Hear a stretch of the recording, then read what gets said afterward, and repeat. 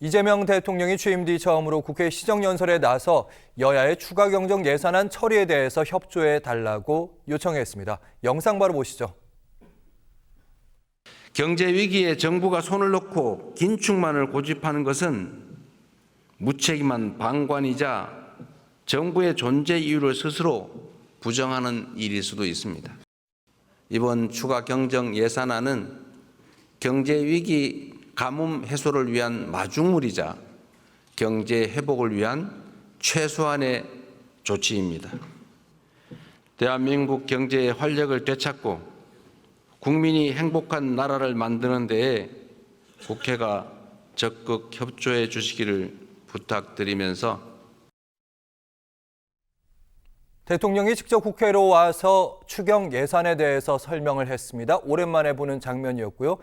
경제는 타이밍이다. 지금이 바로 그 타이밍이다. 이 말도 좀 인상적이었는데 저희 두 분은 어떻게 보셨는지 궁금합니다. 박창원 교수님 어떻게 보셨어요? 네, 다른 군더더기가 없이 원포인트 딱 추경에만 맞춘 그런 시정연설이었습니다.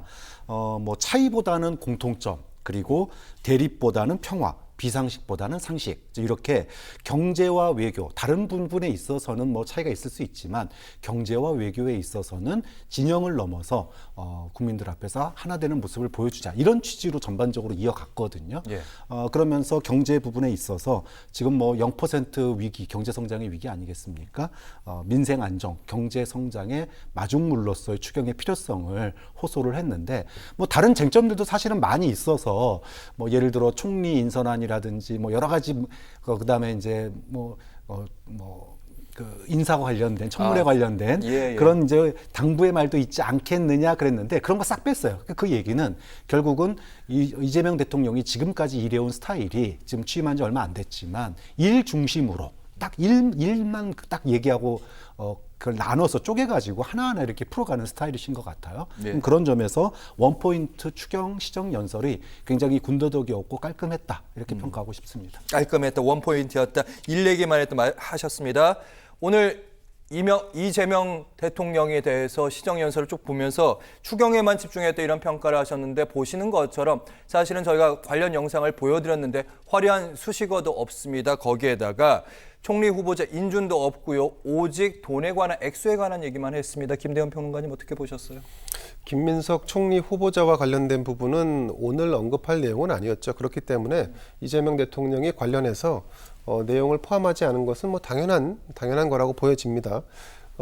굳이 김민석 총리 후보자 관련된 얘기를 좀 덧붙이자면, 이틀 동안 청문회를 하고 나서 보니까 지금 당장 도덕성을 검증해서 그를 낙마시키겠다라고 했던 단기 필마적 국민의힘의 어떤 바람이 사실은 통하지 않았습니다. 그래서 조금 길게 본다면 내년 지방선거까지 좀 내다보고 정책적 검증을 하고 그 검증을 내년 지방선거에서 평가받는 어떤 방식으로 가져갔으면 어땠을까 하는 아쉬움이 좀 남습니다. 네. 자, 어쨌든 다시 돌아와서 그 이재명 대통령의 추경, 그러니까 지금 민생 경제가 어렵고 그 부분에 대해서 동의하지 않는 사람은 없습니다. 국민의힘도 모두 동의할 겁니다.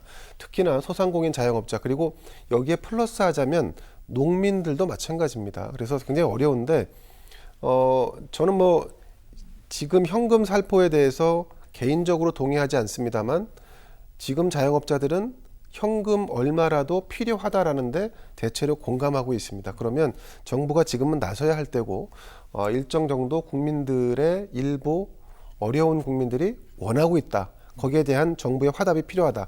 중요한 건 국민의힘의 스탠스일 것 같습니다. 국민의힘이 지금처럼 재정 걱정을 하고, 제가 늘 말씀드리는데 문재인 정부 때도 마찬가지였습니다. 문재인 정부가 뭔가 코로나로 인해서 그 어려움을 겪고 있는 국민들에게 현금을 지급하겠다라고 했더니 그때도 재정 걱정을 했었는데, 예. 지금도 마찬가지입니다. 재정은 여당과 집권 세력이 걱정하는 거지 야당이 걱정할 게 아닙니다. 저는 그런 부분에 대해서 좀 전략적 스탠스를 국민의힘이 좀 가져갔으면 좋겠고, 오히려 경기 진작에 더 도움이 될 수 있다면 통 크게 하자라고 하는 역제안도 저는 할 수 있다라고 봅니다. 그런 정도를 하지 않고서는 오늘 발표된 MBS라든가 기타 여론조사에서 보면 이재명 대통령이 잘한다는 여론이 굉장히 높습니다. 이 기세를 꺾을 수가 없습니다. 오히려 이 기세의 플러스 알파에서 야당도 책임 있는 결정을 할 수 있거나 책임 있는 정책을 더 강하게 푸시할 수 있다는 것을 보여주는 게 훨씬 더 유리하지 않을까. 그렇게 하지 않으면 다 휘발성을 갖고 존재감을 인정받을 수 없습니다. 거기에 플러스 알파 하자면 탄핵의 강과 계엄의 바다를 건너는 그 선 작업을 하지 않고는 야당의 존재감은 가면 갈수록 더 약화될 수밖에 없다. 이렇게 봅니다.